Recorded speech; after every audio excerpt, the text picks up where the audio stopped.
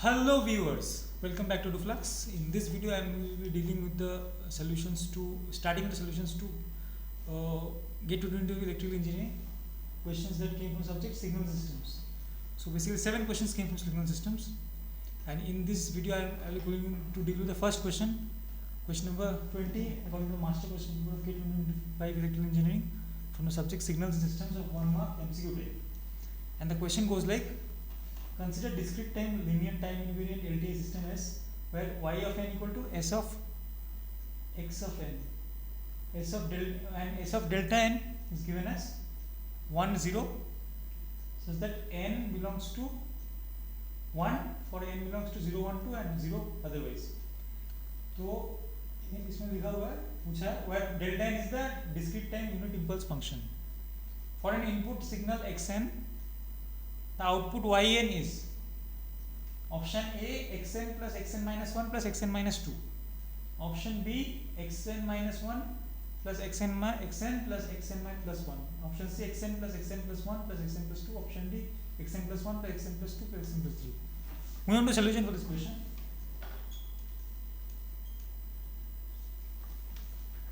Basically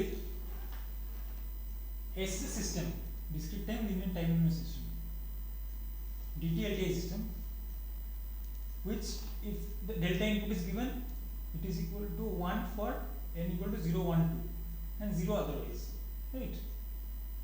So we can write the impulse function, impulse response function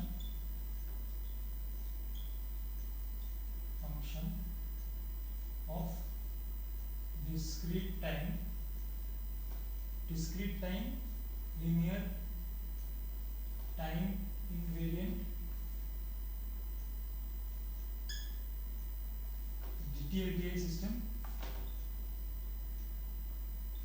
S as, how can you write Hn, h of n, as for giving the delta input, on giving the delta input discrete time unit impulse function, the output is 1 for n equal to 0 1 2. So the impulse function, response function will be delta of n plus, for this will be 1 for n equal to 0. Now it will be 1 for also 1 for n equal to 1. So we will have another term delta of n minus 1.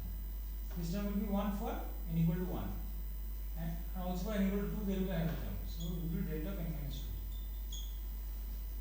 So this will be basically the impulse response function of the discrete time linear time unit system S, right?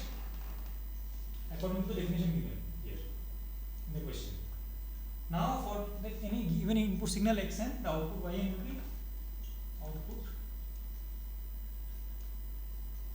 Simply you have to do convolution of hn with discrete time convolution of hn with the given input xn, right? So what we get?